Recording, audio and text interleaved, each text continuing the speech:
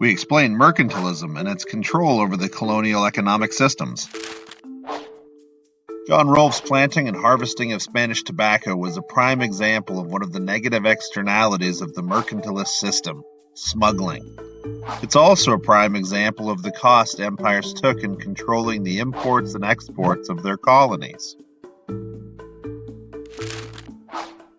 Under mercantilism, the goal of a nation-state was to fill its banks and treasuries with the finite gold supply of the world through exporting, and not to experience losses of that gold from importing. Under mercantilism, a colony's purpose was to provide its home nation with resources that would then be shipped back to the manufacturing centers and the home ports.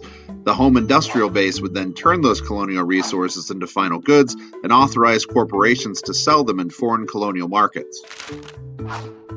Colonists were only allowed to buy finished goods from back home at a marked-up shipping cost. No trade with foreign governments would be allowed in the colonies so as to protect the home economic base. If products were made in the colony, they could only be traded locally and not traded with foreign merchants. Only the home power was allowed to decide what corporations got to trade in foreign ports.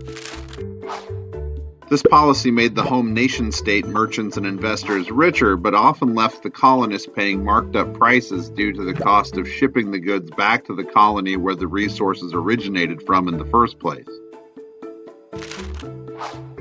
The government would authorize foreign trading rights to favored corporations like the Dutch East India Company.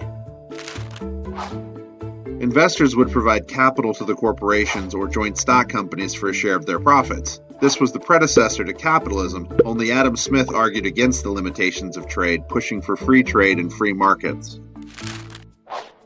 Smith saw the need for protectionism only as a last resort to force the foreign market to compromise for fairer trade.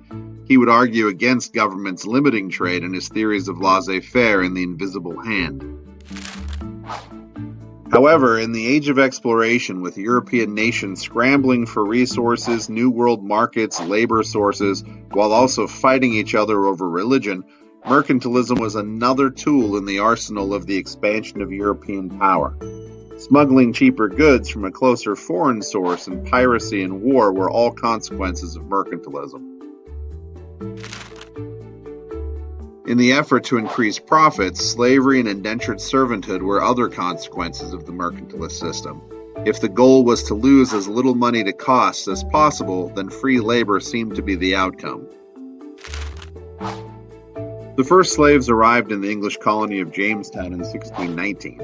Although according to the records of the time, they were recorded as indentured servants, resembling other European migrants who came working for land and passage.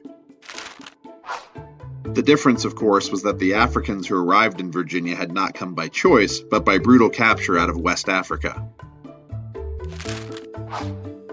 The theory of mercantilism led to a wealthier class of merchants and bankers in both the ports where the shipping took place and the ports where the goods arrived and were sold. The mercantilist organizations sold goods in foreign markets and also set up colonies in foreign lands to harvest their resources as the head advanced army of the crowns.